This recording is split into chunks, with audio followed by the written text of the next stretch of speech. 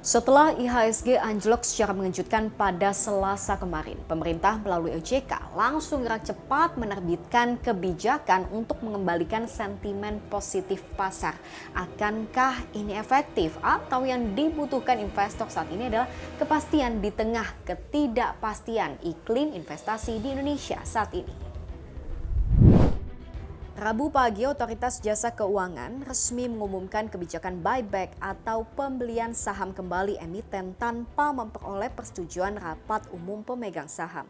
Kebijakan ini berlaku selama 6 bulan, terhitung sejak 18 Maret 2025. Kebijakan relaksasi buyback tanpa RUPS ini diharapkan mampu memberikan sinyal positif bagi perusahaan untuk meningkatkan kepercayaan investor dan menstabilkan harga saham.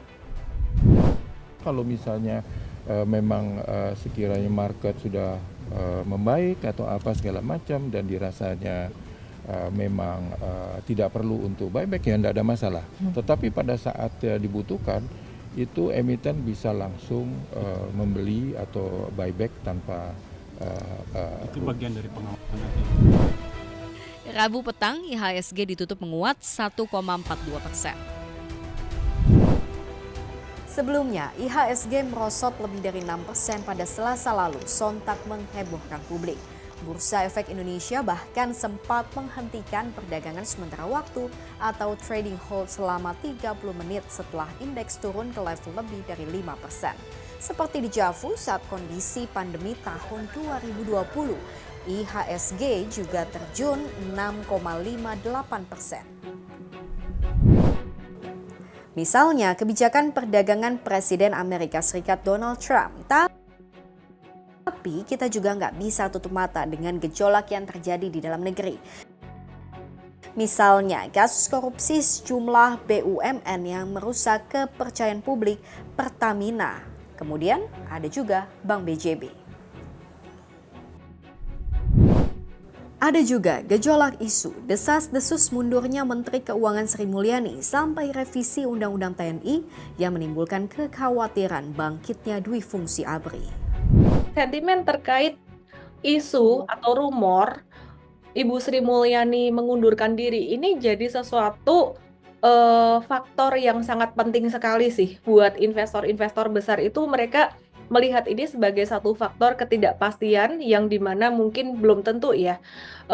Satu faktor ketidakpastian yang sangat berdampak sekali karena bagaimanapun juga Ibu Sri Mulyani itu impact-nya di keuangan negara kita dan bahkan di dunia itu sudah sangat terpandang dan sangat besar impact-nya. Jadi kalau seandainya Ibu gak lagi menjadi menteri, pertanyaannya kan penggantinya siapa, kebijakannya ke depan seperti apa, jadi tidak terbaca. Nah, yang ditakutkan oleh investor dan pebisnis itu sebenarnya faktor ketidakpastian.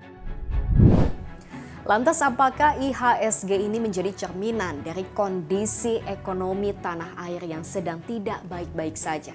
Ini fakta yang sedang terjadi saat ini. Nah, jelang hari raya kita lihat beberapa sektor yang tadinya mengalami perolehan pendapatan cukup signifikan atau dapat mendulang untung pada jelang Lebaran, itu saat ini sedang mengalami koreksi juga.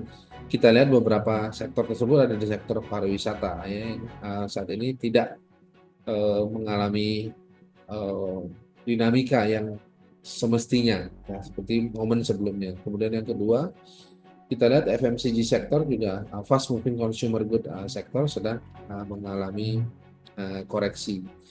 Nah, untuk itu mau tidak mau itulah kondisi di mana kondisi uang beredar saat ini memang dapat dikatakan cenderung terbatas oleh karena masyarakat cenderung menahan ya konsumsi untuk sementara waktu. Belum lagi kalau melihat hitam di atas putih atau angka di atas kertas, kinerja APBN di 2 bulan pertama tahun 2025 saat ini tidak memenuhi target. Penerimaan pajak merosot hingga 30% dan defisit APBN tercatat mencapai 31,2 triliun rupiah. Oleh karena itu, selain kebijakan jangka pendek seperti buyback, menurut pengamat juga butuh kebijakan jangka panjang, diantaranya adalah keterbukaan alias transparansi dari pemerintah kepada pihak investor soal kondisi ekonomi yang terjadi saat ini. Itu beberapa upaya yang dapat dilakukan, itu antaranya adalah menjelaskan bagaimana sebenarnya skala keekonomian Indonesia, karena kita ketahui PDB kita saat ini masih ada di angka 5%. Sementara pasar menantikan sebenarnya bagaimana program-program pemerintah untuk menyertai target pertumbuhan 8% tersebut. Dalam rangka mendorong dan memulihkan kepercayaan investor, tentu stakeholder, ya, pemangku kepentingan, mulai dari kementerian dan lembaga, itu kiranya menjelaskan bagaimana sebenarnya sinkronisasi setelah 100 hari, ya, pemerintahan berjalan. Nah, sinkronisasi yang dimaksud adalah sinkronisasi yang mengarah kepada makro dan kondisi mikroekonomi, di mana kita lihat pada saat ini juga masih banyak gelombang PHK yang terjadi. Investor butuh kepastian di tengah masih sulit ditebaknya arah kebijakan pemerintah saat ini. Sementara pasar butuh ketenangan dari gejolak-gejolak kebijakan yang mungkin menuai pro dan kontra, khususnya penolakan di tengah masyarakat. Bagaimana menurut Anda? Lanjut diskusi di kolom komentar.